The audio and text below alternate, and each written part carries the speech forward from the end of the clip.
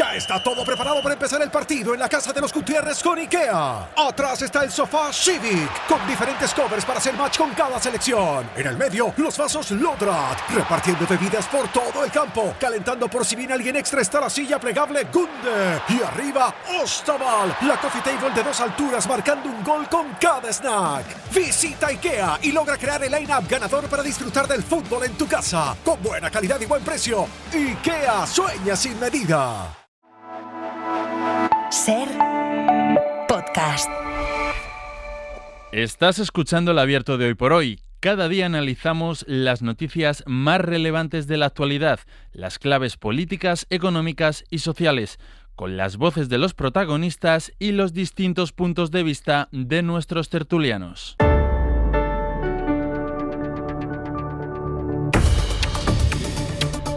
Abrimos aquí el Abierto. Es una redundancia, pero que habla mucho del espíritu de este tiempo de radio. Ignasi Guardans, al que ya saludamos antes de las 8 menos 10. Ya ni recuerdo las horas en las que vivo. Ignasi, buenos días. Muy buenos días. Mariola Urrea. Mariola, ¿qué tal? Muy buenos días. Muy bien, bueno, ¿qué tal? Buenos días. Y enseguida saludaremos a Josep Martí Blanca, a quien sumamos este verano como una de las voces que va a aportar análisis y reflexión en el tiempo del Abierto. Él es periodista, analista político en La Vanguardia y en El Confidencial. Enseguida le saludamos. Pero antes, quiero conversar al menos unos minutos con Santos Navarro. Él es presidente de la comarca de Cinco Villas, en la provincia de Zaragoza. Señor Navarro, muy buenos días. Hola, buenos días. Gracias por atendernos. Le hemos llamado o le hemos pedido que nos atienda para que nos cuente cómo está evolucionando ese incendio que en las últimas horas ha obligado al desalojo de cuatro pueblos, de 4 núcleos poblados. Cientos de personas, algunas de ellas han pasado la noche en Ejea de los Caballeros. Ahora le pregunto por los desalojados, pero antes el incendio. Señor Navarro, ¿cómo evoluciona? Bueno, pues de momento el incendio no está perimetrado. Sí que es verdad que la noche ha sido mejor de lo esperado porque ha cambiado el viento a cierzo y la mañanada ha sido un poco más fresca y eso va a ayudar a que ahora cuando empiecen los aéreos, bueno, que han empezado ya, puedan atacar el fuego mejor que ayer a última hora porque era imposible controlarlo de la calor que hacía. Y bueno, lo que más preocupa, por supuesto, son las poblaciones. Ahora se va a atacar el Frente Norte, que es donde está Malpica, que se ha desalojado esta noche a las 2:30 de la mañana. Y un Castillo, estamos en prealerta. No hay que alertar a los vecinos, pero sí que hay que estar un poco preparados por si acaso, porque podría ser que si la mañana avanza en negativo, que se vuelve bochorno y hace mucho más calor, que subir la temperatura, pues igual habría que evacuar, sobre todo la residencia y bueno y los vecinos también. Un Castillo de todos los municipios sería el más grande de los desalojados. Exacto, se ha desalojado Orez, Sasín, Malpica de Arba, Luesia y un Castillo sería el más grande, exactamente. Y luego, como sabemos, ahora estamos en la época estival y por suerte los pueblos pues nos irán de gente en esta época estival y hay más gente que lo normal, que si fuese en febrero pues evidentemente estamos menos. Claro, ¿cuánta gente ha pasado la noche en ese polideportivo de Ejea de los Caballeros? Pues en el polideportivo habrán pasado la noche unas 80 personas, luego en el albergue otras 20 o 30, pero hay que decir que mucha gente se ha ido de los pueblos, pero pues se ha ido a casa de familiares cercanos de Gea, Ostrada o algún pueblo alrededor, o incluso a sus primeras residencias, porque había gente, por ejemplo, en Luesia que estaban en su segunda residencia y han vuelto a Zaragoza, Pamplona, en fin, diferentes sitios. Entonces, no están todos acogidos porque tenían otros sitios para ir. Claro. Señor Navarro, descríbanos cómo es, para quien no la conozca, la comarca de las Cinco Villas, la zona en la que se declaró el fuego. Bueno, pues la comarca de Cinco Villas, sobre todo esa zona, es una zona de mucho monte bajo y zonas de pinares, mucho rastrojo, mucho cultivo de cereal, de secano, y bueno, pues ya hasta estas fechas estaba todo cosechado, o prácticamente, bueno, se estaba cosechando también, no quedaba, y esto un polvorín, la verdad que las temperaturas han sido muy elevadas, por más de que el tema agrícola, me gusta siempre puntualizarlo, son los primeros que acuden, los primeros que están a pie de cañón son los agricultores, aunque sí que es verdad que hay un porcentaje de los incendios forestales a nivel nacional que es por maquinaria agrícola, pero un porcentaje bajo, que eso me gusta decirlo. Y bueno, pues la zona de la comarca de Cinco Villas es una comarca que es muy turística, viene mucha gente sobre todo a hacer senderismo por esa zona, hacemos carreras de montaña, mucho tipo de turismo deportivo que se suele hacer, y en esta época del año pues la verdad que hay movimientos de gente, sobre todo los fines de semana, ahora de cada ya a partir de mitad de julio y agosto, y bueno, pues preocupa mucho por supuesto los pueblos, a ver qué pasa hoy, si se puede quedar controlado el incendio, por lo menos, ya no digo apagado, pero ya que no fuera más, porque hay preocupación. Claro, hasta donde sabemos o usted sabe, en esos 4 pueblos, en esos 4 núcleos de población no ha habido daños, el fuego no les ha alcanzado. Bueno, pues no ha habido daños, pero sí ha habido. O sea, no ha habido daños muy renovables, pero sí que, sobre todo en Asín ha estado el fuego muy cerca de las casas. Una parte de alguna era que llamamos por aquí, algún corralico alrededor del pueblo, sí que ha sufrido daños, y la residencia concretamente, que esos pueblos tienen residencia de ancianos, que la evacuamos rápidamente a principio de la tarde de ayer, pues llegó muy cerca. La verdad que allí los efectivos de bomberos de Diputación Provincial y la UME, que ha estado trabajando también toda la noche, pues bueno, la verdad que corrieron momentos luego lo contaban a última hora en el puesto avanzado, y la verdad que pasaron miedo porque estuvo la cosa muy complicada, pero bueno, lo pudieron controlar y no se quemó ninguna vivienda ni pasó a mayores. O sea que hubo riesgo real, ¿no? Para la gente, si no se hubiese desalojado. Sí. Hubo riesgo real, de hecho los vídeos se corren por las redes sociales y se han hecho virales, y porque sí que hubo riesgo real, sobre todo en Asín, en Ores también, pero donde más en Asín. Bueno, pues Antón Navarro, de presidente de la comarca de Cinco Villas, vamos a estar pendientes de la evolución de ese fuego, y si hay cualquier novedad, pues la contaremos en la Antena de la SER. Muchas gracias y muy buenos días. Muchas gracias a vosotros. Gracias.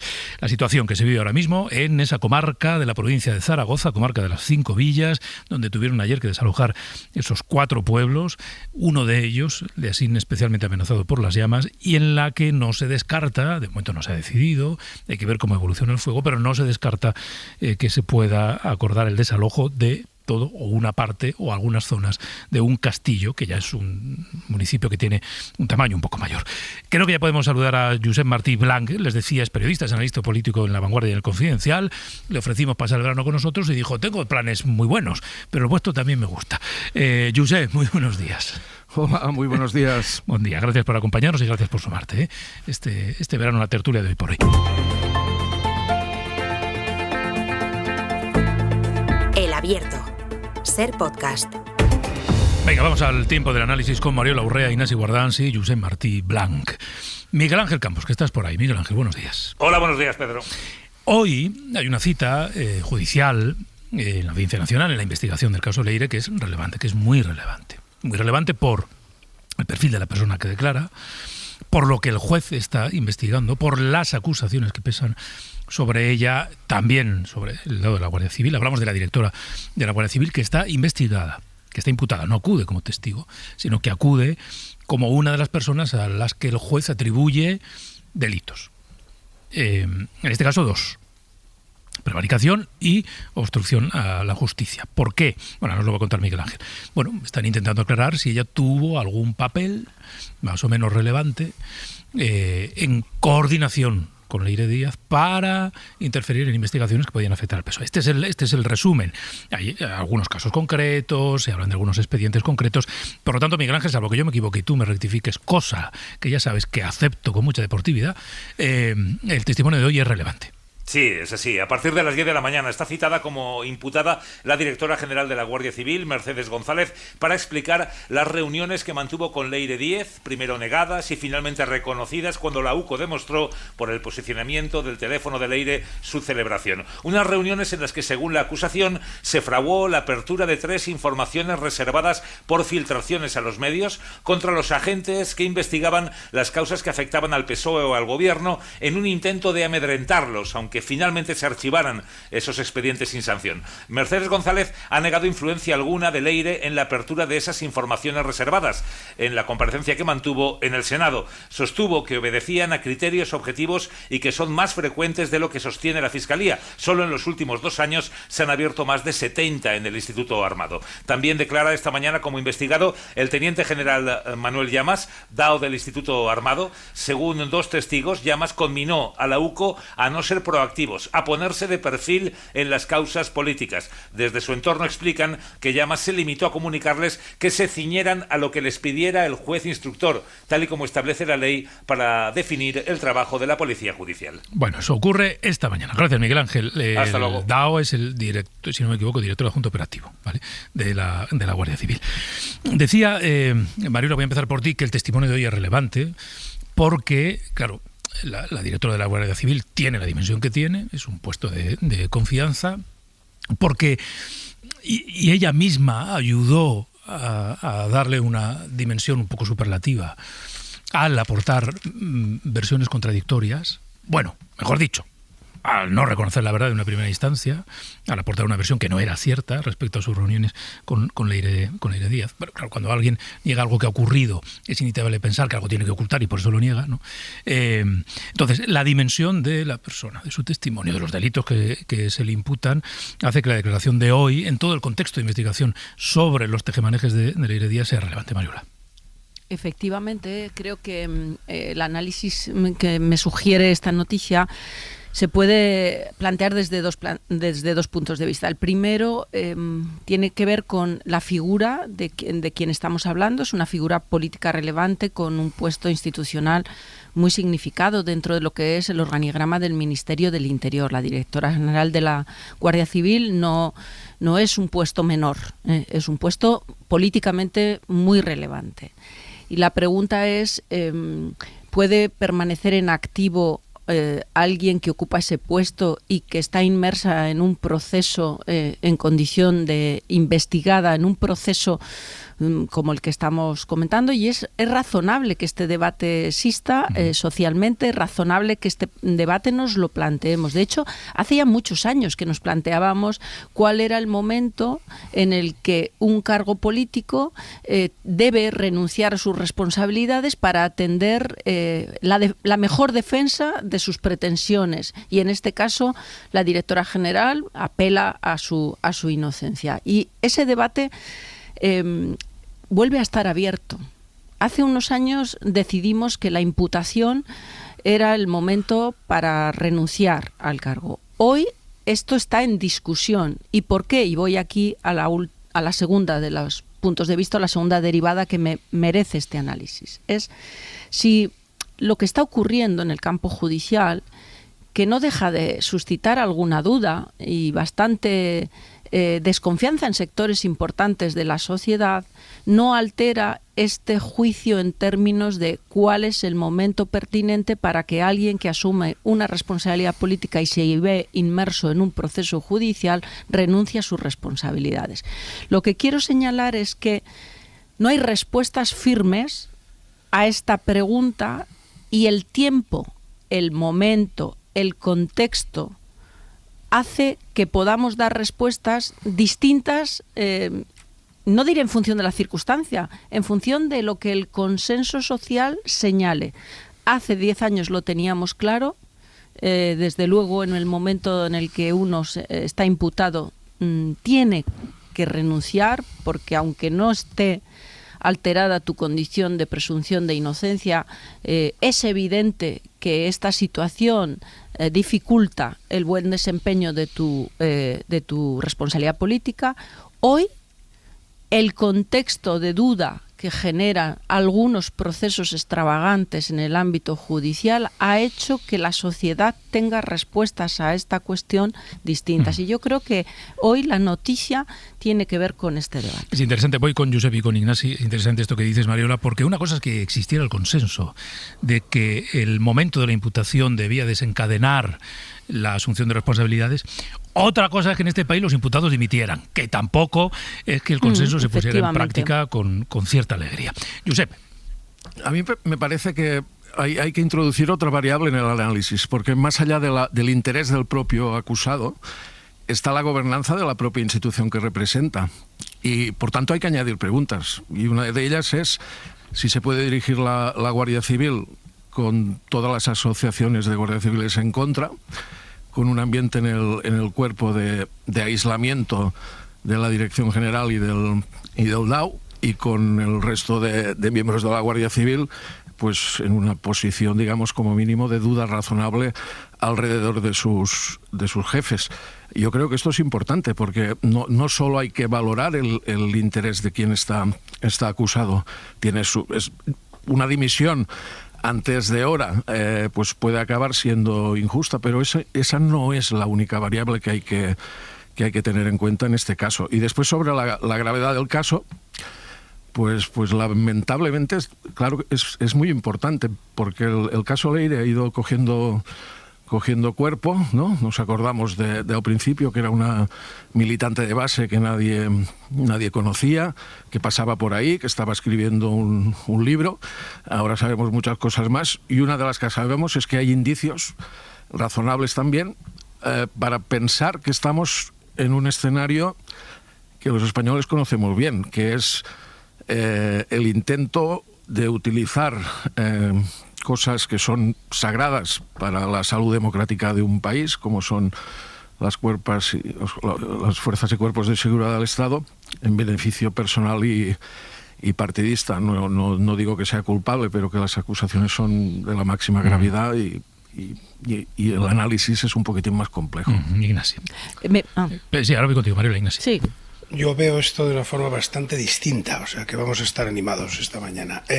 Porque no veo esto bastante distinto sobre el fondo y sobre el debate que planteaba Mariola, ¿no? En primer lugar, ¿qué es una imputación? ¿Qué es una imputación? O sea, ¿de qué estamos hablando? Porque ahora ya no se llama imputación, se ha investigado.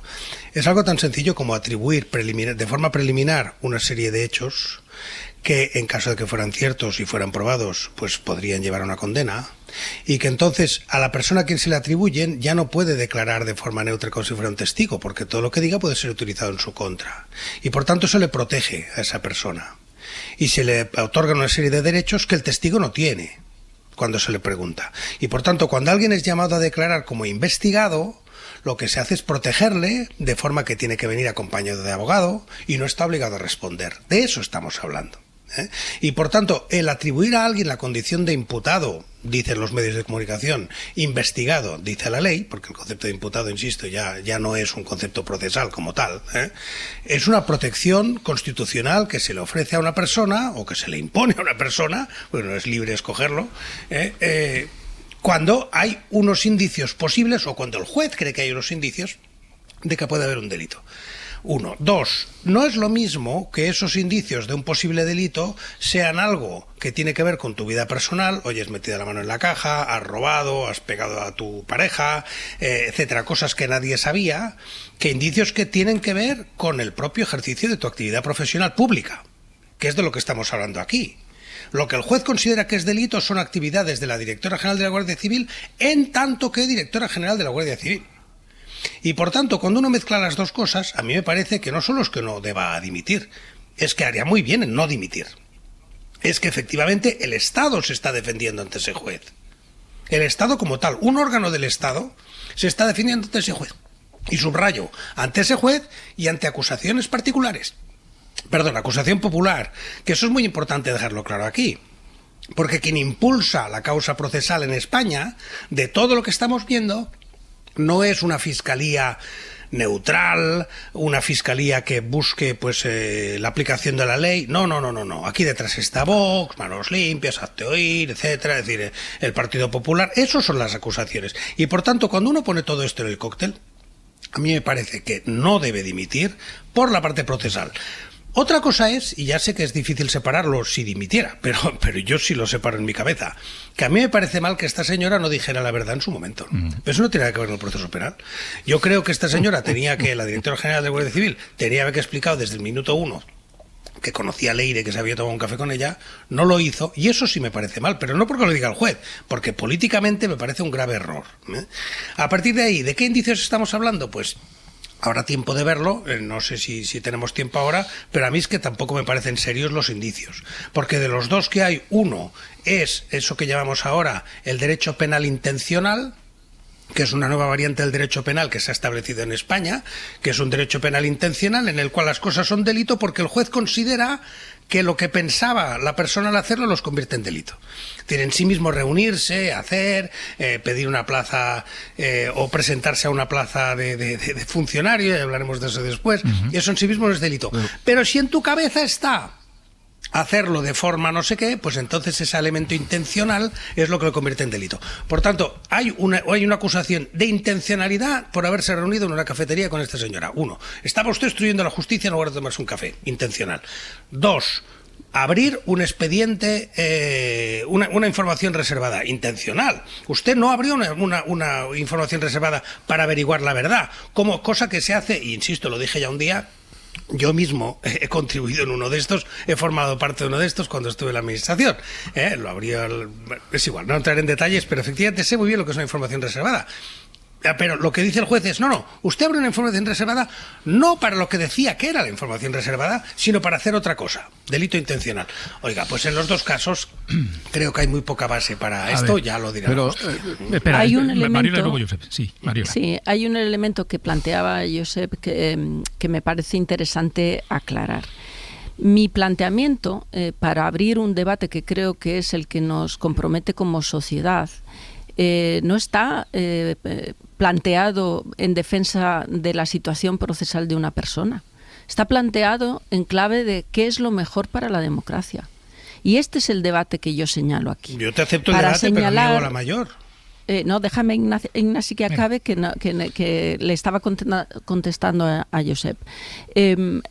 Aquí el debate, en términos de calidad democrática, es cuándo es pertinente que alguien que asume responsabilidades políticas y se ve inmerso en un proceso judicial dimita en la mejor defensa de la gobernanza democrática. Y aquí yo señalo que la respuesta no es unívoca. La respuesta depende. ¿Depende de qué? Depende de que por ejemplo, depende de que la confianza en el Poder Judicial esté intacta. Y la pregunta es, ¿está hoy la confianza en las actuaciones del Poder Judicial intacta? Yo creo que no. Y esto enlaza con los argumentos que apunta Ignasi, porque eso altera la respuesta. Y más, diré, se puede defender la renuncia política de la directora general y a la vez evidenciar que no podemos obviar puntos ciegos en el debate, ni podemos aproximarnos a lo que está ocurriendo en este país con ingenuidad, ni podemos creer que sentencias de 300 páginas pretenden argumentar jurídicamente lo que son cuestiones que no tienen un pase jurídico. Entonces, con todos estos ingredientes, que cada oyente se formule esta pregunta: ¿cómo hoy se defiende mejor la gobernanza democrática? ¿Con un análisis ingenuo de la situación, como si aquí todo el mundo no tuviera mácula? ¿O advirtiendo que están ocurriendo cosas que permiten quebrar la confianza en algunas instituciones? A ver, Josep. Bueno, pues llevando según qué razonamientos al extremo, podemos cerrar la barraca y dejar de conversar sobre las cuestiones públicas, porque dices, bueno, pues la confianza en la justicia está intacta. No, naturalmente que no, pero es que en la política lo está. Pues tampoco. ¿En el gobierno lo está? Pues tampoco. ¿En las instituciones? Tampoco. Y aquí todo el mundo hace cada día esfuerzos para que esa degradación de la confianza no vaya menos, sino que vaya más. Entonces, el otro argumento que se ha citado, en este caso Ignasi, dices, pues bueno, si la cosa es que lo que hace uno en el ejercicio de su cargo, en cierto modo lo ha de blindar, porque quien se acaba defendiendo después en una imputación es el propio Estado, pues eso nos llevaría a un escenario en el que nadie debería dimitir jamás. Es decir, imagino un ministro en cualquier gobierno, pongamos por caso de Fomento, que haga una adjudicación irregular.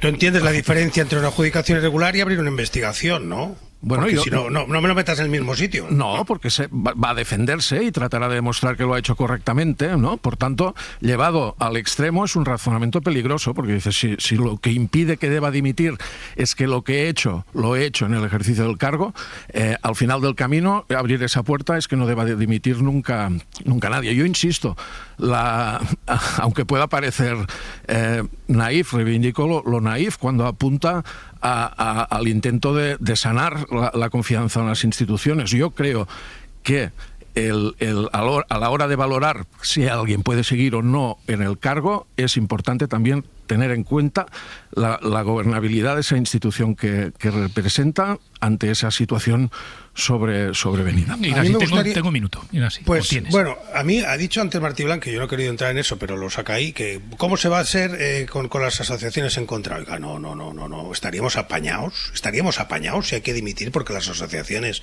de tu gremio se te ponen en contra. Muchas veces tienen intereses políticos propios, en este caso está claro, y hay unos intereses corporativos graves en la Guardia Civil en este momento. Yo quiero recordar que la imputación de esta señora se basa en que hay un coronel de la Guardia Civil que dijo que le incomodaba ser investigado porque sospechó, porque nunca la habían investigado antes. Y eso es lo que está ahí, en el auto judicial. En el auto judicial está que cómo se le ocurre a esta señora investigar.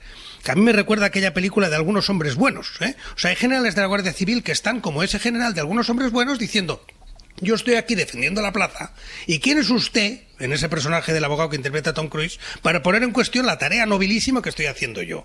Y eso es lo que estamos escuchando de generales de la Guardia Civil en este momento, que dicen: ¿cómo se le ocurre a usted investigar? Y por tanto, efectivamente, a mí lo que digan las asociaciones de la Guardia Civil, algunas o todas, me parece muy respetable, pero en absoluto puede ser el fundamento para que dimita el responsable político, jurídico, legítimo, democrático de esa institución. Y los coroneles lo que tienen que hacer de vez en cuando es cuadrarse, aprender a cuadrarse. Y es un buen momento para recordar esa frase.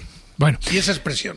Hacemos un alto en el camino, que luego vamos a seguir hablando de esto, no os preocupéis, que además queremos hacer queremos tomar la temperatura a ese plan de 15 medidas contra la corrupción, que tienen que ver con todo lo que estamos comentando esta mañana, que se anunció hace un año y que se han ido aplicando poco a poco. Y vamos a hablar con alguien, por cierto, que forma parte de una de esas medidas que sí se puso en marcha. Bueno, ahora les contamos.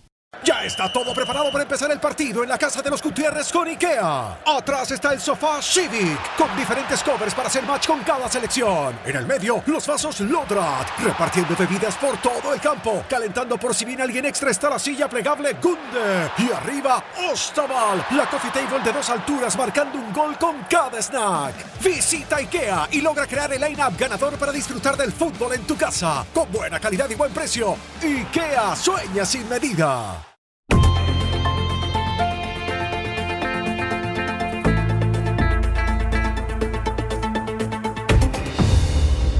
Bueno, seguimos en el abierto con Ignacy Guardans, con Mariela Urrea y con Josep Martí Blanc. Me ha dado la sensación antes de irme a la pausa de las 9 que o bien Mariela o bien Josep o incluso el propio Ignacy resoplaba. Sí, que ya empiezo a entender las señales acústicas. Es como si llevaras la baliza esta V16, pero de la opinión. Ponen la baliza y digo, uy, hay una opinión que quiere salir. Mariola, venga. Y gracias. Ya hablamos de corrupción. Mira, Josep, decías que te presentabas ante estos micrófonos ahora como naif, por decir que, bueno, que a tu juicio lo importante es que dimita la directora general. Porque claro, no puede gobernar, ¿no? Vienes a decir, porque está con todas las asociaciones de la Guardia Civil en contra. Eso es la aproximación menos naif de lo que llevamos de tertulia. Generar un estado de opinión como el que se está generando para evidenciar que el gobierno tiene a todas las instituciones en contra, que es perdón que utilice esta expresión, una cuadrilla de personas que abusan del poder sin ningún límite ni control y que hay que hacer cualquier cosa para desalojarlos de él, no es naif, es otra cosa. Es de ingenuo nada. La aproximación no es ingenua. ¿Y crees que de mis palabras se puede deducir que mi intención es esa? ¿En serio? Yo no deduzco intenciones. Yo lo que hago, trato humildemente, pero a veces también me equivoco, claro, como no. Análisis político. Lo que señalo es que tenemos que ser capaces también de levantar el velo de lo que aparece como lo que representa a veces como una apariencia de normalidad, para ir a los detalles que convierten lo que está ocurriendo en algo un poquito más sofisticado y complejo de lo que parece. Tú utilizabas también en tu primera intervención la complejidad. Has dicho, esto es un poquito más complejo de lo que parece. Y tanto que sí. Vamos a la complejidad. Vamos a ver cómo se sostienen algunas causas judiciales. Vamos a ver apuntalando alguna idea que señalaba Ignasi, vamos a ver quién sostiene la acusación. Vamos a ver si en este país no se está prostituyendo una institución tan seria como la que la Constitución prevé en la acusación popular. Vamos a ver si hay instrucciones que no se sostienen jurídicamente hablando.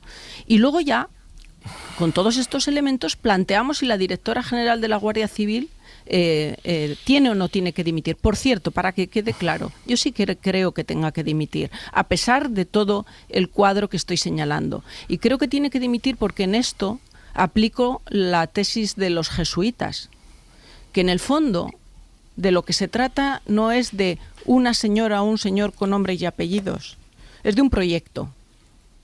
Y a veces lo que distrae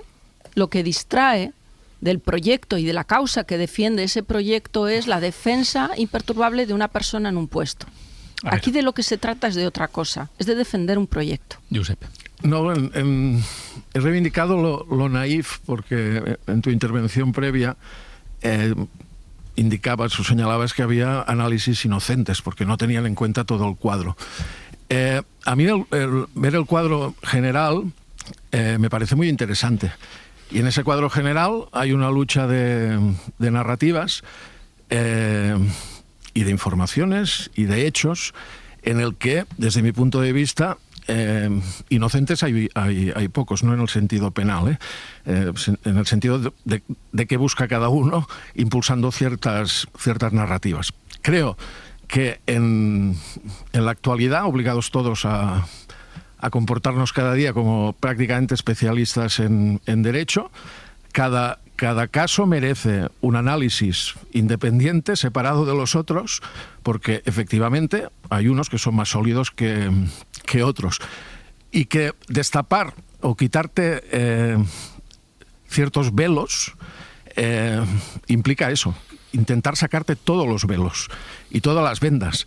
Y creo que es obligación de todos no dejarse llevar a escenarios de blanco y negro, que es a lo que intenta prácticamente toda la clase política. Nuestra función es otra. Y creo que el análisis independiente sobre este caso en concreto a mí me lleva a hacer las afirmaciones que he hecho. En otro caso, a lo mejor haré otras. Pero en todo caso, no voy a situarme en una trinchera de blanco y negro. No, yo creo que estamos... O sea, que sobre los principios podemos estar todos de acuerdo. Otra cosa es cómo los aplicamos. O sea, yo estoy de acuerdo con vosotros dos en cuanto a los principios. Que este caso hay que analizarlo por sí mismo, sí. Que no podemos estar aquí con brocha gorda, que no tiene ningún sentido en que esto es, si toca al gobierno hay que atrincherarse en la defensa, si va contra el gobierno hay que atacar al revés. Es decir, que esto no va así y que no tiene nada que ver este asunto y esta imputación concreta de la directora de Guardia Civil con Ábalos, con el hermano, con Begoña Gómez, No, cada uno tiene sus méritos o deméritos, sus acusaciones que me motivan o alimentan el proceso penal, sus indicios de un peso o de otro, y por tanto efectivamente estoy 100% de acuerdo que nuestra obligación, desgraciadamente no cumplida por muchos, es no ir con la brocha gorda diciendo, como es un caso del PSOE, pues hay que atrincherarse. No, ni al revés, como es un caso del PSOE seguro es culpable, tampoco. Dicho eso, y la parte que decía María, pues que efectivamente sí, puede estar en juego, en la medida en que es directora general de una institución nada menos como la Guardia Civil, puede estar en juego la responsabilidad del Estado. Los dos principios los acepto 100%. Lo que ocurre es que yo los interpreto o los aplico de una forma distinta. Efectivamente, en este caso concreto, no veo el más mínimo indicio penal para justificar o para criticar ni siquiera la actuación penalmente de esta señora. Yo no veo ninguno. O sea, lo voy a decir de otra manera. Aunque fuera cierto el 100% de lo que se le imputa, yo seguiría aplaudiendo a esta señora en lo penal. Quiero decir, aplaudiendo, o al menos no procesando, no persiguiendo, aunque fuera cierto, que eso es la diferencia. Cuando dices, no sé qué, un proceso irregular, bueno, en ese caso estaríamos en que tendría que probar que no es irregular. No, es que yo no veo ninguna irregularidad en ninguno de los hechos que han fundamentado esta imputación. Ninguna. Y por tanto creo en ese sentido que no tiene ningún sentido que ella dimita por la imputación. Y que no solo no está en juego la reputación de la Guardia Civil, lo que está en juego es la reputación de ese juez. Está en juego la reputación del sistema judicial español. Y lo que está en cuestión en este momento y en defensa en este momento es la actuación del proceso penal, la instrumentalización del proceso penal y, lo has dicho, la expresión es tuya, la prostitución de la acción popular, que lo repito hasta la saciedad, es de la acusación popular. Es un invento que solo existe en España y en Andorra, que nos lo copió. Mucho respeto al sistema judicial de Andorra, pero no hay otro. No hay otro. La defensa de la legalidad penal la tiene la Fiscalía. La tiene la Fiscalía en todo el mundo democrático, excepto en España, que se ha puesto en manos de Vox. Y tiene situaciones como la que hemos visto en Extremadura, donde el presidente del tribunal, entendido como órgano, no del colegio de magistrados que dictó la sentencia, pero sí el presidente de la Audiencia de Badajoz, se saca fotitos con la acusación particular, con la acusación popular, perdonad. Se saca una foto con Abascal, que es quien dirige la acusación popular de Vox, porque es el presidente de la institución. Y por tanto, estamos en una situación aberrante, toda ella aberrante. Y no se puede hacer un juicio aquí sin tener en cuenta esta situación. Dejadme que pare un momentito. Y a la vuelta hacemos ese balance de las medidas anunciadas hace un año por Pedro Sánchez, ese plan 15 medidas contra la corrupción, anunciadas en un momento en el que había estallado un poco antes, unas semanas antes, el caso de Santos Cerdán, que es otro de los que está abierto y también en investigación. En ese contexto, en ese momento, digamos, delicado para el Gobierno y para el PSOE, se anunciaron esas medidas a las que ahora les queremos tomar el pulso. Y vamos a conversar también con la persona que preside la Autoridad Independiente de Protección al Informante, que es uno de los elementos que formaban parte de ese plan, que es una autoridad a la que quien tenga información o datos sobre una conducta ilegal o un caso de corrupción o supuesta o presunta o posible corrupción puede acudir a denunciar y a pedir protección incluso.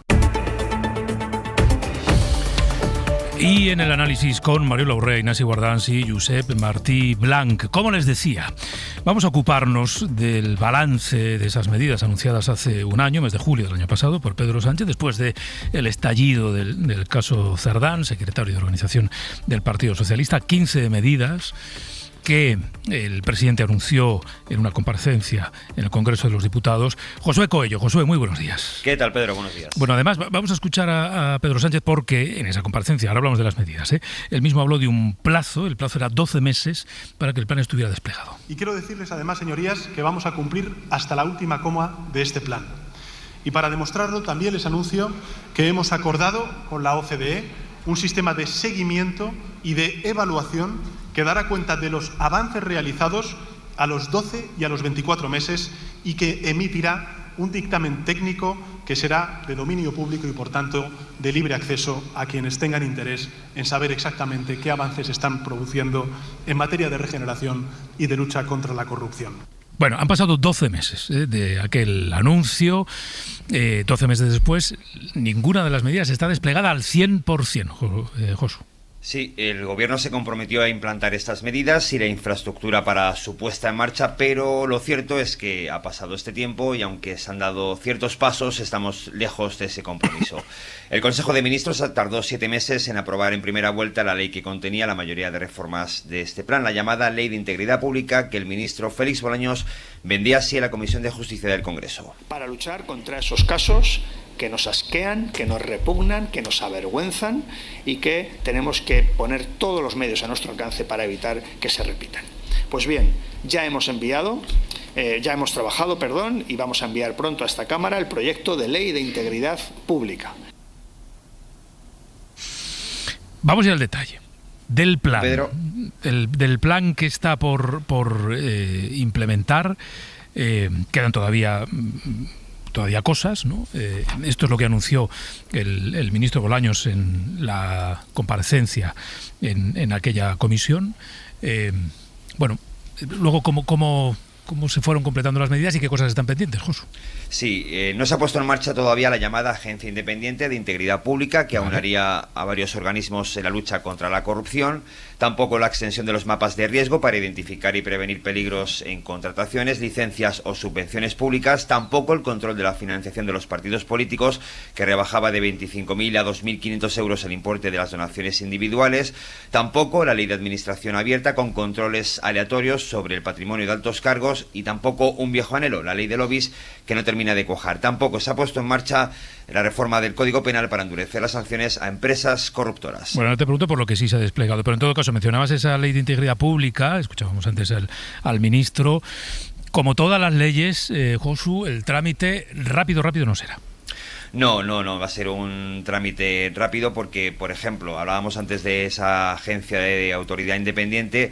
Es una exigencia europea que, como decías, desde 2019 Bruselas exigía poner en marcha y lo está desde el año pasado. Recibe denuncias por corrupción a través de un canal seguro, realiza comprobaciones y, si procede, remite a la Fiscalía los expedientes manteniendo el anonimato del denunciante. En lo que va de este año, esta autoridad ha dado protección a 30 personas, han abierto 15 expedientes a organismos públicos y empresas privadas y se han impuesto sanciones cercanas a los 600.000 euros, en concreto a una empresa por perseguir a un denunciante. Una sanción que, por cierto, Pedro, ha sido recurrida.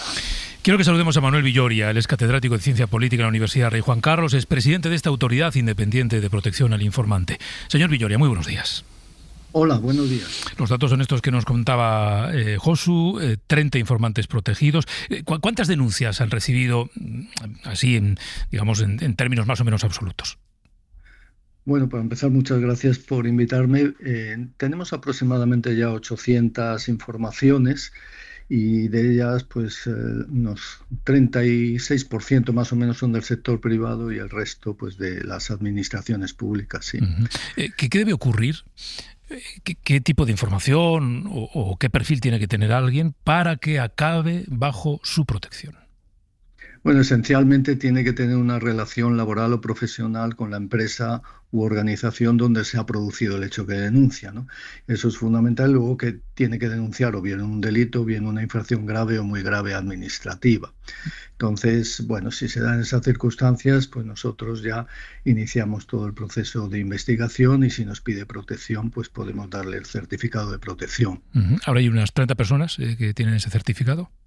Sí, 35 yo creo que ahora. 35. Cada día va cambiando, pero claro. Aproximadamente 35, sí. ¿Y representan más al sector privado o al ámbito público? Sí, esencialmente ahora mismo yo creo que estamos en torno al 40% del sector privado, 60% del sector público. Más o menos. ¿Qué ocurre cuando alguien obtiene esa condición de protegido, si se me permite ese término? Sí, bueno, esencialmente la protección que le da la ley y la ley española es verdad que tiene algunos defectos, pero si la comparas con otros países, pues nosotros creo que la ley es bastante completa, ¿no? Tiene el canal externo, tiene el sistema de protección, tiene el sistema de sanciones, algo que en otros países todavía no se ha implementado de la misma forma, ¿no? Pero es verdad que nosotros le damos anonimidad, la posibilidad de hacerlo anónimamente, la garantía de confidencialidad y la reversión de la carga de la prueba si hay algún tipo de represalia y el certificado de protección con el cual nosotros le decimos si usted quiere puede presentarlo por sí mismo en la empresa o en la organización donde ha denunciado o si no nosotros mismos podemos comunicar a la empresa que está usted protegido, que a partir de este momento cualquier represalia puede dar lugar a la apertura de un expediente disciplinario, de un expediente sancionador, que puede dar lugar incluso a una sanción de 1 millón de euros en el caso de las personas jurídicas o 300.000 euros en el caso de una persona física. Mencionaba usted como 800 denuncias aproximadamente, 35 personas, aunque es un dato que fluctúa, que están protegidos como informantes, y creo que José, nuestro compañero, hablaba de 15 expedientes abiertos. ¿Qué significa la figura del expediente abierto? Entiendo que puede haber 800 denuncias, pero que luego se sustancien o que ustedes vean que efectivamente hay materia, pues claro, no son las 800, y se abrirá expedientes en los casos que sean más claros. Sí, claro. Hay que explicar bien que nuestra labor fundamental es hacer una especie de triaje. Nos llega la información, hacemos un primer análisis de verosimilitud. Si vemos que hay datos que tenemos que confirmar, pasamos a la fase de instrucción. En esa fase de instrucción podemos estar hasta 3 meses. Al final, ¿qué es lo que hacemos? O bien remitimos a la Fiscalía o al órgano competente por la materia, ¿no? Nosotros no entramos ya más allá, esperamos y exigimos que los órganos administrativos desarrollen ya las investigaciones pertinentes en el ámbito de la seguridad aérea, de la competencia o de lo que sea, ¿no? Y luego remitimos a la Fiscalía. Y esencialmente nuestras sanciones son por incumplimiento de nuestra ley, es decir, si hay represalias, si no hay un sistema de información de acuerdo con la ley, si se impide a las personas que desarrollen o que realicen denuncias. Nuestras sanciones son por incumplimiento de nuestra ley. Las otras infracciones que nos llegan, nosotros las remitimos a los órganos competentes tras el análisis de verosimilitud correspondiente. ¿Han acudido ya alguna vez a la Fiscalía? Sí, bastantes veces. Sí, tenemos una relación espléndida con la Fiscalía, que nos está apoyando en todo momento, igual que nos está apoyando la Guardia Civil, y también tengo que decir que el propio Ministerio pues, nos ha apoyado desde el principio para poder poner en marcha esto, que ha surgido, que es un órgano ex novo completamente, de cero, ¿no? Entonces en un año montarlo es complicado. Claro, no le quiero preguntar por casos concretos, pero simplemente porque los oyentes entiendan la utilidad de esta autoridad. Algunos de estos casos, denuncias, expedientes o investigaciones que ustedes han abierto y que han llevado a la Fiscalía, ¿han terminado en casos judiciales visibles?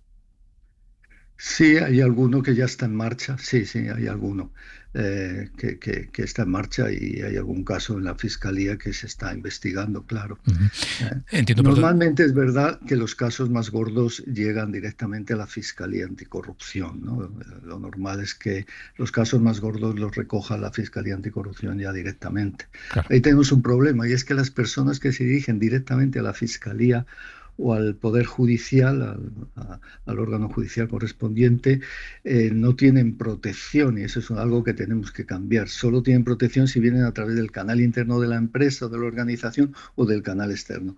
Y entonces muchas personas que acuden directamente a la Fiscalía pues no tendrían protección de acuerdo con la ley. Por eso estamos intentando, es una de las medidas que están en el Plan Estatal de Lucha contra la Corrupción, de mejorar ese problema, ¿no? El nombre de la autoridad que usted preside es Autoridad Independiente de Protección al Informante. Me quedo con el término independiente.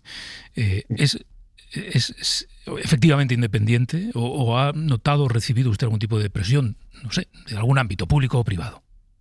No, la verdad es que no hemos recibido ninguna presión, lo tengo que decir clarísimamente. El Ministerio jamás me ha presionado en absoluto.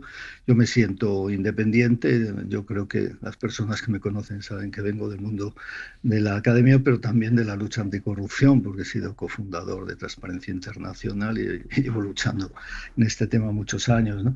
Y no he tenido ninguna presión. El Ministerio sí es verdad que he dependido mucho del Ministerio para la configuración de la organización, desde los recursos humanos, desde el presupuesto, desde la tecnología, la ciberseguridad. Todo eso me lo ha tenido que dar el Ministerio, pero poco a poco me ha obligado ya el propio Ministerio a independizarme y a organizarme por mí mismo a una velocidad verdaderamente increíble, con lo cual tengo que decir claramente que me siento independiente, no he recibido presiones por el momento, y estoy seguro que podré desarrollar mi labor con independencia, y si no, pues tendría que denunciarlo, como no. ¿Y con medios suficientes? ¿Presupuesto y personas?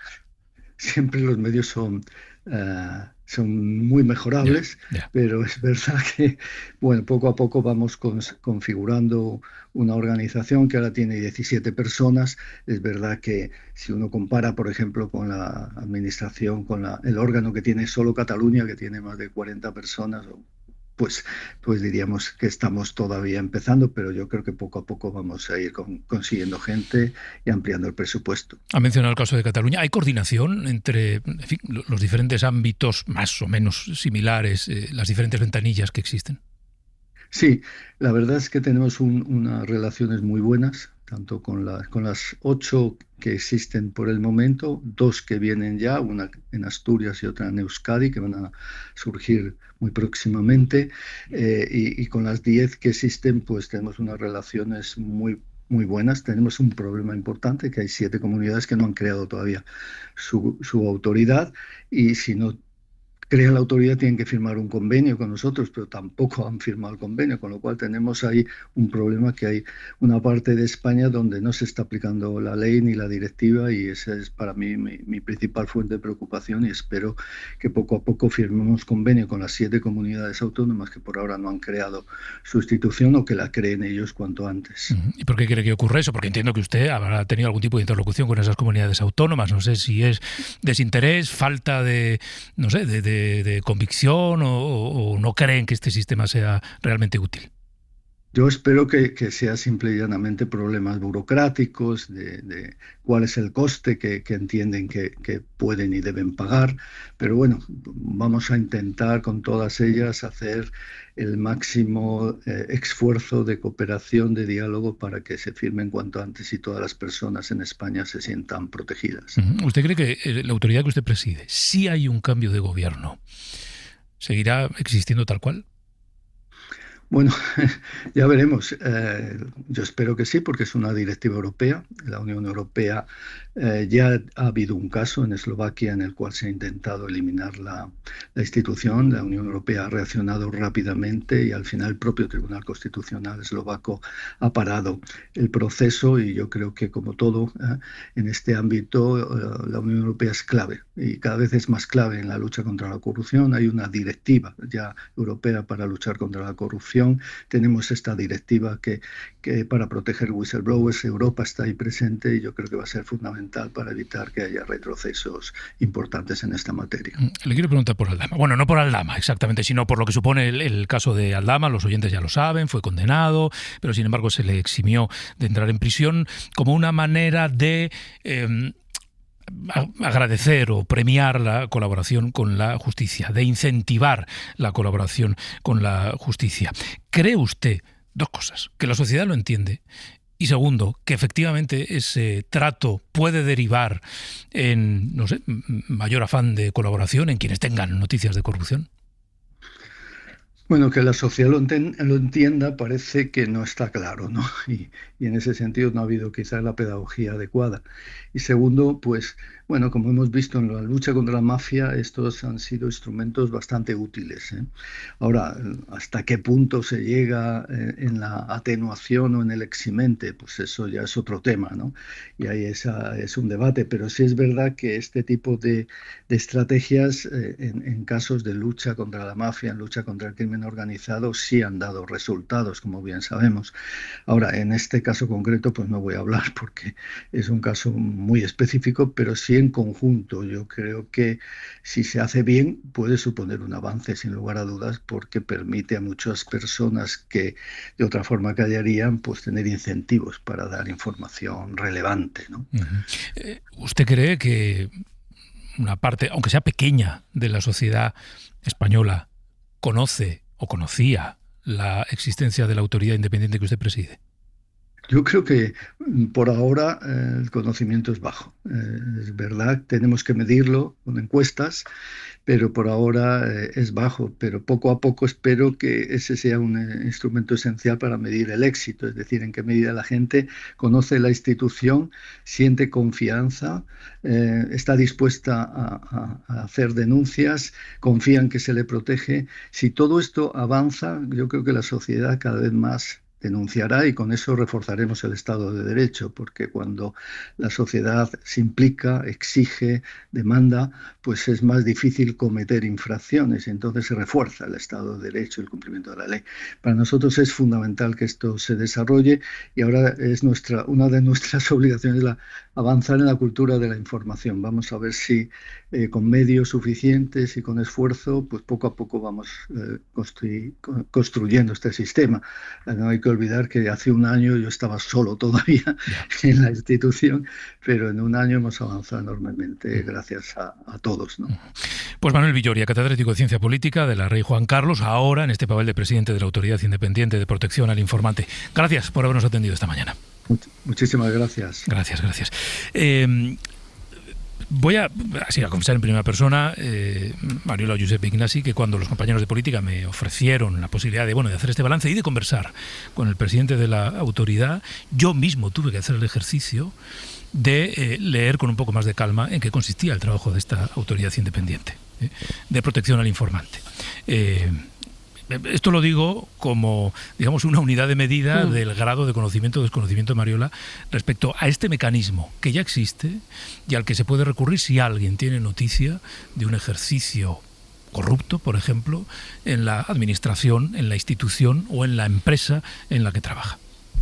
Y yo creo que le corresponde a ese organismo hacer un esfuerzo mayor de darse a conocer y de explicar lo que representa contar con una institución de esta naturaleza, de carácter independiente, como habéis dejado patente a lo largo de toda la entrevista también, y lo que provoca una denuncia de estas características y el margen de protección que la persona que cree que está en disposición de poder hacer esa denuncia va a obtener para, obviamente, garantizar que esa actuación no le arroja a una situación de indefensión o una situación todavía peor en relación con el ambiente laboral en el que se integra, ¿no?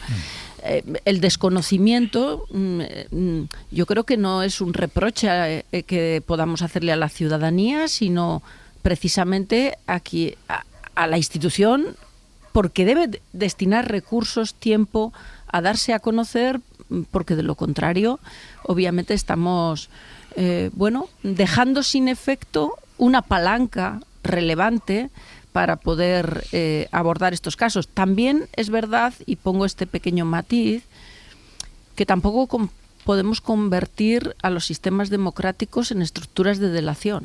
Yeah. Y entonces ahí está el equilibrio, ¿no? Que siempre, obviamente, es pues ese es el reto. Claro. Ignasi. Bueno, creo que el instrumento está bien montado, tiene delante un profesional de reconocida trayectoria, solo funciona si se difunde. Es verdad que hay un equilibrio que buscar entre la delación y el whistleblower, que dice en el mundo anglosajón, o sea, la capacidad de revelar pues situaciones que pueden ser delictivas o que merecen investigación penal, ¿no? Antes hablamos de la acusación popular, ¿no? Claro, entre la acusación popular y que un ciudadano pues ponga en conocimiento de la justicia, pues hay todo un arco entero en el que tenemos muy fuerte un extremo y tenemos muy abandonado el otro, ¿no? Efectivamente, con esa sensación de, yo no ¿por qué voy a delatar yo? ¿Por qué voy a ser yo quien lo cuente? No, pues sí que hay que contarlo. Por tanto, sí me parece un instrumento interesante que funciona solo si realmente pues la gente lo utiliza. Otra cosa es la lista que tú has planteado antes, donde yo al gobierno le doy un suspenso porque la lista es mucho más larga. Nos estamos fijando solo en una de las medidas, sí. Pero había muchas más y ahí creo que pues es un suspenso. Claro, nos hemos podido fijar, voy contigo, Josep, nos hemos podido fijar en lo que sí se ha hecho. En todo lo que queda por hacer, pues poco podemos hacer salvo denunciar o señalar que de las 15 medidas que se anunciaron, la mayoría todavía no se han desplegado. Es verdad que el Consejo de Ministros tardó 7 meses respecto al anuncio de Pedro Sánchez en tomar decisiones y claro, el gobierno puede decir, pero es que los 12 meses cuentan a partir de la aprobación en Consejo de Ministros, por tanto todavía queda tiempo para desplegarlas. Pero como ha pasado un año del anuncio, queríamos hacer este balance. Josep. Pues mira, he de decirte que me ha resultado reconfortante la entrevista con el señor Villoria, por el tono y sobre todo por el fondo de lo que dice. Es decir, cuando uno se pone ante el televisor y escucha la presentación de un plan de largo recorrido con muchas medidas, lo primero que está obligado a pensar es decir, la coyuntura política del momento obliga a que alguien se haya encerrado en una habitación y haya, elaborado un documento que pueda poner en valor o cambiar la agenda o manifestar la voluntad del gobierno de hacer frente, palabras ribombantes, grandes medidas y tal. Das por descontado que muchas de esas cosas van a tener un recorrido limitado, das por descontado que algunas van a caerse porque la agenda dejará de estar ahí, pero a veces pasan cosas que son interesantes y útiles. Y creo que la creación de esta autoridad independiente es una de ellas. Es muy importante que en España haya un espacio al margen de la Fiscalía o los cuerpos y fuerzas de seguridad del Estado en el que un denunciante se pueda sentir seguro para poner una denuncia, afecte a quien afecte. Sobre todo también en el ámbito privado, que es una de las cosas en las que el recorrido es muy largo, porque cada vez que hay un escándalo de corrupción, los ojos se nos van a las responsabilidades públicas, a los políticos, a las instituciones, pero normalmente dejamos más a la sombra la actitud de los corruptores o el papel de las empresas o simplemente asuntos de corrupción que no tienen nada que ver con el ámbito público, ¿no? Y que por tanto ahí también haya ciudadanos que tienen un espacio al que acudir y que puedan seguir sintiéndose seguros en su lugar de trabajo, me parece que es algo muy importante. Sin duda. Hablábamos de protección al informante. Claro, huyamos de esta figura o de esta idea un poco peliculera de cambios de identidad, protección policial y todas estas cosas. No tiene que ver con eso, sino con una protección eficaz, efectiva, desde la legalidad, desde el acompañamiento, desde el asesoramiento incluso, ¿no? Y desde la respuesta en el caso de que haya represalias. Yo le preguntaba además por si alguno de esos casos se había derivado de una investigación de la Fiscalía, porque creo que es relevante también para la sociedad saber que cuando una denuncia acude a esta autoridad independiente y tiene materia, eso luego se transforma en una investigación, porque puede ocurrir que el estado de ánimo sea de, ya, pero esto no servía para nada. Pues parece que es evidente que no, que sirve, ¿no? Y que cuando hay materia se llama a la Fiscalía y si la Fiscalía ve que hay materia, la Fiscalía investiga, ¿no? Sin saber de qué caso concreto hablamos. Bueno, como supongo que estáis nerviositos perdidos por la sentencia del Tribunal de Justicia de la Unión Europea, estáis ahí esperando a que salga. Esperando con nervios. Al turrón. Pues os voy a decir una cosa. Igual no la comentáis esta mañana, porque yo lo dejo dicho, ¿eh? Bueno, no, ahora os voy a contar. Déjame que me vaya a Bruselas, Enrique García Pozo. Hola, Enrique, buenos días. ¿Qué tal, Pedro? Buenos días. Antes de nada, por los tiempos te voy a preguntar, porque nuestro plan era que los fallos se leían a las 10 de la mañana y habíamos dicho a nuestros analistas, oye, quedaros por favor con nosotros, porque luego una vez conozcamos los fallos lo vamos a comentar. Pero igual sí. No, Enrique, igual no es a las 10 ni a las 10 y cuarto. ¿Cuándo? Por eso, por no comprometernos, suelo apostar por decir eso de a partir de las 10, ¿no? En cualquier caso, lo que nos dicen es que la hora que podemos esperar nos lleva a las 10 y cuarto de la mañana, porque son varias las sentencias que tiene que leer esta mañana el alto tribunal, y las relativas son las que nos conciernen y nos interesan a nosotros. Sería la quinta, y eso nos llevaría a las 10 y cuarto de la mañana. Eso nos dicen a esta hora desde el alto tribunal. Pero fíjate que en la radio aprendemos, hay una cosa que aprendemos en la radio mejor que en otros oficios, que es a calcular el tiempo. Vivimos de eso, muchas veces de calcular el tiempo. Ya te digo yo que si tienen que leer 4 sentencias antes de la nuestra, igual en 15 minutos no lo han hecho. Yo pienso lo mismo, pero bueno, traslado lo que nos dicen hasta ahora. Bueno, pues entonces, Ignacio y Mariola Josep, a lo mejor sí que os da tiempo a comentarlo. Hombre, solo se lee el fallo, cuidado con eso. Claro, ¿no? ya. Solo se lee el fallo. Bueno, pero ya se sabe, entre que se abre el sobre, se saca el cartón del ganador. The winner is, claro. and the winner is. La emoción, suenan los redobles. Bueno, ya sé que solo se lee el fallo, ¿no? Si se leyera la sentencia, estamos aquí esta mañana. Entonces igual esto que está ocurriendo es un poco de improvisación sobre la marcha. Los oyentes están asistiendo como yo al cambio de planes. Entonces igual os pedimos que os quedéis, igual nosotros empezamos a hablar de otra cosa a las 10 de la mañana y cuando Enrique nos diga oye que va, pues volvemos para allá. Pero vamos a ponernos en situación, Enrique, para que la gente sepa qué es lo que va a ocurrir cuando ocurre y nosotros lo contemos. ¿Qué es lo que tiene que decidir hoy sobre qué se pronuncia el tribunal? Sí, el alto tribunal resuelve 2 de las 4 cuestiones prejudiciales que le han trasladado los tribunales españoles sobre la aplicación y el encaje de la ley de amnistía con el derecho comunitario. Son, por tanto, 2 sentencias en respuesta a las 2 cuestiones planteadas por un lado por el Tribunal de Cuentas y por otro por la Audiencia Nacional. La primera, la Sala de Vistas del Tribunal de Luxemburgo se pronuncia sobre si la extinción de responsabilidad contable que contempla la ley de amnistía es contraria o no a la normativa comunitaria y si el desvío de fondos públicos para organizar el procés afectó o no a los intereses económicos de la Unión Europea. La segunda es la cuestión planteada por la Audiencia Nacional. El Tribunal de Justicia de la Unión tiene que pronunciarse sobre si amnistiar a los 12 CDR procesados por terrorismo choca con la Directiva Europea sobre el Terrorismo. Es decir, si la norma es, por tanto, en ese aspecto contraria al derecho comunitario en esta materia, en materia sobre terrorismo. Bueno, esto es lo que tiene que decidir. Tenemos un precedente que hace que podamos intuir, no digo que podamos presuponer, pero que podamos intuir por dónde puede ir el tribunal. Y ese precedente es la posición que dejó marcada el abogado general. Sí, la opinión del abogado general de la Unión Europea, que no es vinculante, pero que suele orientar las sentencias del tribunal, aunque no siempre, no es una regla escrita, por tanto, vamos a tomarlo con extrema cautela. Pero es verdad que para unos y otros esto allana el camino o les permite hacer una interpretación o esperar que las sentencias de esta mañana vengan a avalar la ley de amnistía. ¿Por qué? Porque el abogado general, en las conclusiones que publicó el pasado mes de noviembre, vino a avalar ampliamente la ley de amnistía, o al menos sus aspectos más fundamentales, o los que conciernen a las dos sentencias que conoceremos a eso de las 10:15 de la mañana. El abogado general sostuvo que la ley no vulnera la Directiva Europea contra el Terrorismo, que encaja, por tanto, en el derecho comunitario, y que el procés no afectó a los intereses financieros de la Unión, que el desvío de fondos no comprometió fondos comunitarios. Además, el abogado general sí se pronunció sobre los plazos de su aplicación, los 2 meses previstos. Entendió que es un plazo excesivamente corto y que puede quebrantar la exigencia de independencia judicial. Estas fueron las opiniones que publicó el abogado general el pasado mes de noviembre. Insisto, no son vinculantes, suelen orientar el contenido de las sentencias del tribunal, pero no es una regla escrita, por lo tanto, hasta que no conozcamos los dos fallos, extrema cautela. Pues vamos a esperar. Esto viene a ser como una previa de Carrusel, ¿no? Un partido empieza a las 9, Carrusel hace como una previa 2 horas antes, calentando un poco el ambiente, pues nosotros también, pero con el TJUE. ¿Quién nos lo iba a decir? ¿Y quién se lo iba a decir al Tribunal de Justicia Europeo?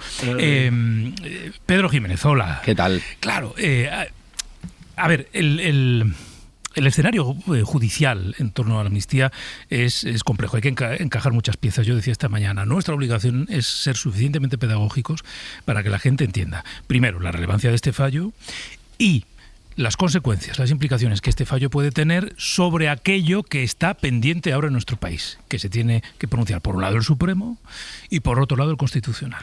Y el Supremo parece que prefiere esperar a que se pronuncie el Constitucional. Y el Constitucional está esperando a que se pronuncie el Tribunal de Justicia Europeo, ¿no? Esta es un poco la cadena, Pedro. Sí, esta es la cadena. Parece que hoy vamos a tener más movimiento político que jurídico, por lo menos eso es lo que nos dice el generalato judicial y es un poco el sentimiento que hay en el Tribunal Supremo. Y ojo, también en el caso de Carles Puigdemont, el entorno de Carles Puigdemont dice lo mismo, ¿no? Porque de momento el Supremo mantiene la orden de búsqueda y captura nacional contra el expresidente y sigue vigente la inhabilitación de Oriol Junqueras hasta el año 2031. La sentencia europea, que previsiblemente va a avalar la ley de amnistía, no va a provocar cambios.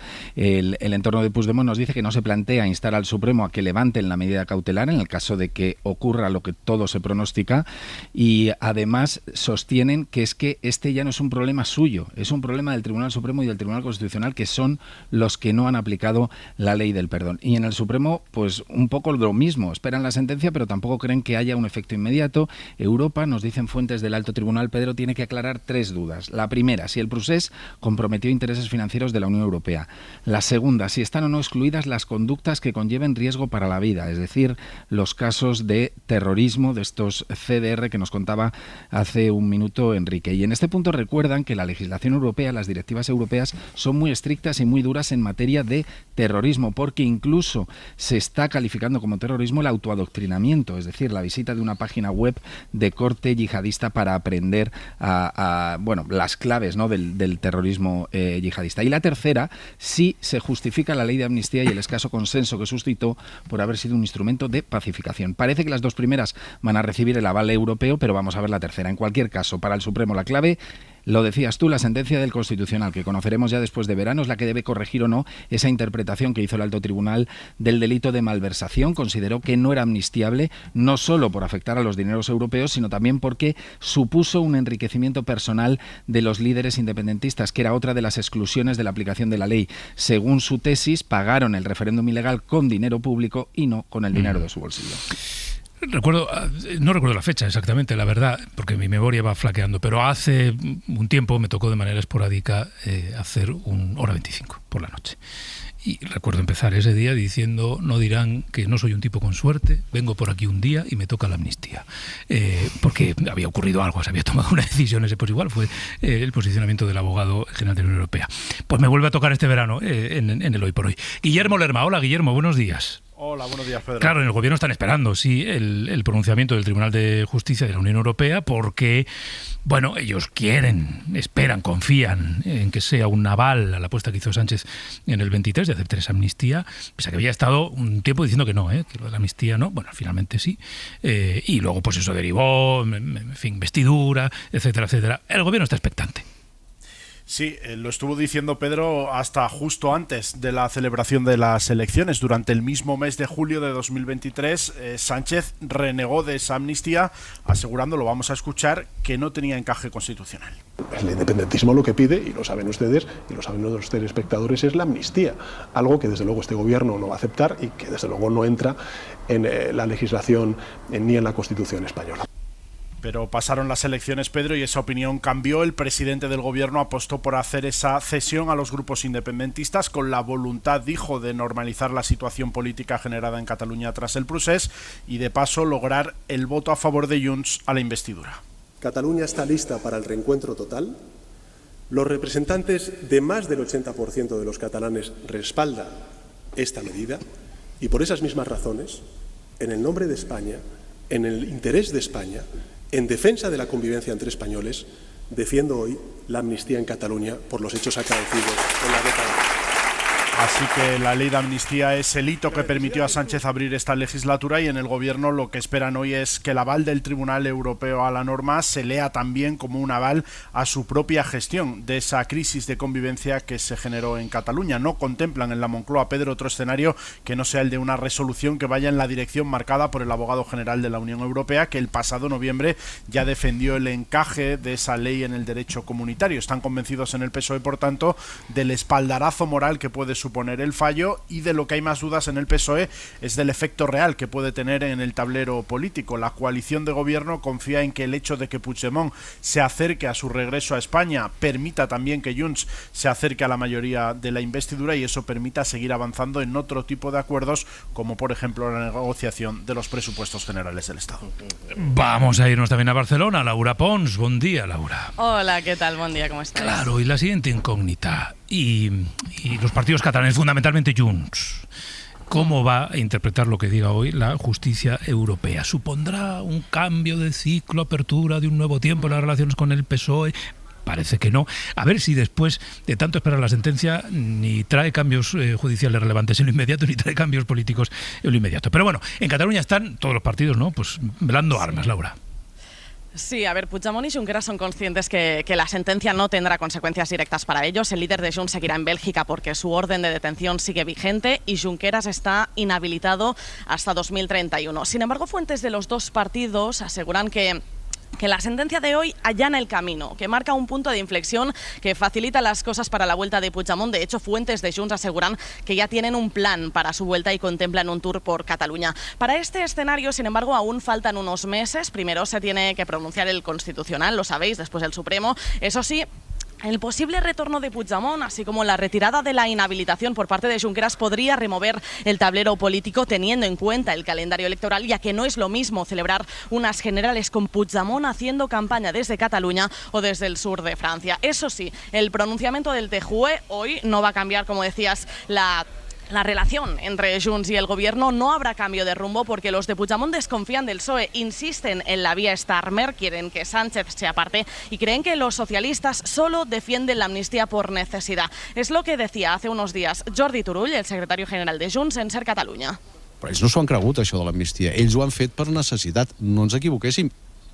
ellos no se lo creen, lo hacen por necesidad, quien añadía a Turull que ni al PP ni al PSOE les conviene la vuelta de Puigdemont. Bueno. Ay, perdón, Laura, dale, sí. que te he interrumpido. Pues no. ¿Al PP y al PSOE les interesa? Doncs jo ¿Al ja PP no y al sé. PSOE les interesa? Pues no lo sé, yo creo que no, porque significa otra vez sacudir el tablero político y es tener aquí a la persona que han intentado combatir durante tantos meses. Han pasado de prometer la prisión para Puigdemont a anunciar que están dispuestos a ponerle una alfombra roja cuando llegue al aeropuerto de Barcelona. Perquè arribi a l'aeroport de Barcelona. Así que como ves, Junts se aleja del PSOE, se distancia de Sánchez porque ya está en modo de campaña electoral y más teniendo en cuenta, Pedro, el último CEO, el último CIS catalán que demuestra que la ultraderecha de Alianza Catalana se consolida como adversario, confirmando el sorpaso de Sílvia Orriols a Junts per Catalunya. Sí. Bueno, pues quedamos aquí, que no se mueva Venga, nadie. Todo el mundo... carrusel también pasará por aquí, por Barcelona. A ver, me lo imagino. Ya está todo preparado para empezar el partido en la casa de los Gutiérrez con IKEA. Atrás está el sofá Civic, con diferentes covers para hacer match con cada selección. En el medio, los vasos Lodrat, repartiendo bebidas por todo el campo. Calentando por si viene alguien extra está la silla plegable Gunde. Y arriba, Ostaval, la coffee table de 2 alturas marcando un gol con cada snack. Visita IKEA y logra crear el line-up ganador para disfrutar del fútbol en tu casa. Con buena calidad y buen precio. IKEA sueña sin medida. Bueno, gracias, hoy por hoy. Y yo me echo encima y Marta está poniendo cara de ¿por qué te pones a hablar? Si no deberías hablar. Pues efectivamente, no debería hablar. Pero a veces estas cosas pasan. Hoy vamos a ir improvisando. Vamos a ser así como locos de la radio.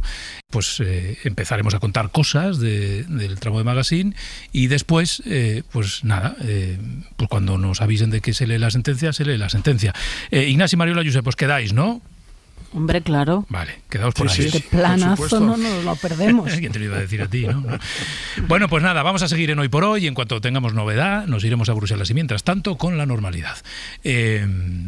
Ahora mismo, si os soy sincero, no sé qué tengo que hacer. Para no perderte ningún episodio, síguenos en la aplicación o la web de la SER, Podium Podcast o tu plataforma de audio favorita. Ya está todo preparado para empezar el partido en la casa de los Gutiérrez con IKEA. Atrás está el sofá Civic, con diferentes covers para hacer match con cada selección. En el medio, los vasos Lodrat, repartiendo bebidas por todo el campo. Calentando por si viene alguien extra está la silla plegable Gunde. Y arriba, Ostaval, la coffee table de 2 alturas marcando un gol con cada snack. Visita IKEA y logra crear el line-up ganador para disfrutar del fútbol en tu casa. Con buena calidad y buen precio. IKEA sueña sin medida.